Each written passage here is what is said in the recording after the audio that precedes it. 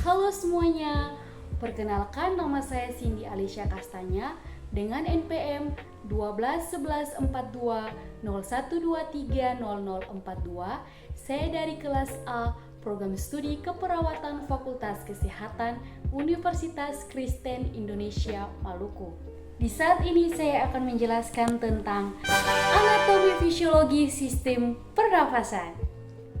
Sebelum saya menjelaskan tentang anatomi fisiologi sistem pernafasan, saya akan menjelaskan terlebih dahulu tentang apa itu pernafasan. Pernafasan adalah proses menghirup udara yang mengandung oksigen dan menghembuskan udara yang mengandung karbon dioksida. Menghirup udara disebut dengan proses inspirasi dan menghembuskan udara disebut dengan proses ekspirasi. Apaan tuh? Gambar yang tadi merupakan organ-organ dari sistem pernafasan tersebut. Organ-organ pernafasan dibagi menjadi dua bagian, yaitu bagian atas dan bagian bawah. Bagian atas terdiri dari hidung, faring, laring, dan trakea, sedangkan bagian bawah terdiri dari bronkus, bronkiolus, alveolus, paru-paru, pleura, dan diafragma. Organ-organ tersebut memiliki fungsi yang berbeda-beda. Di sini, saya akan menjelaskan tentang fungsi dari masing-masing organ tersebut. Yang pertama adalah hidung. Hidung merupakan organ utama pada sistem pernafasan yang berfungsi sebagai jalan masuknya udara.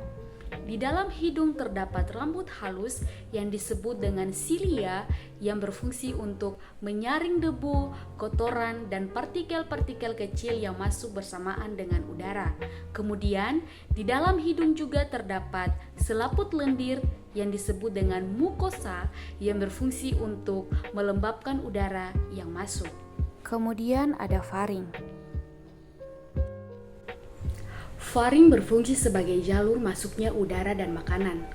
Udara yang masuk melalui faring akan menuju ke paru-paru, sedangkan makanan yang masuk melalui faring akan menuju ke esofagus kemudian mengantarkannya ke lambung untuk proses pencernaan.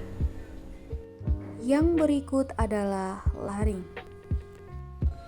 Laring merupakan organ yang berada di antara faring dan trakea.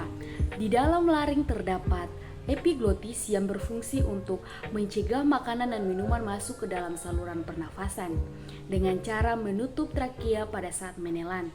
Hal ini berfungsi agar kita tidak tersedak pada saat kita makan dan minum. Kemudian trakea.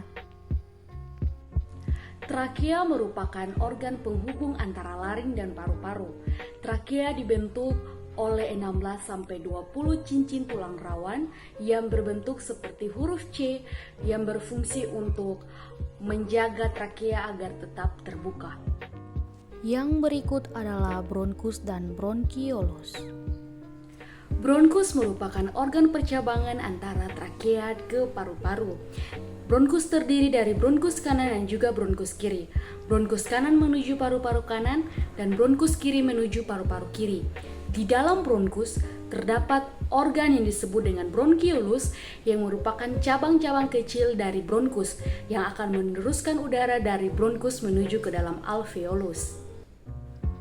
Yang berikut adalah paru-paru.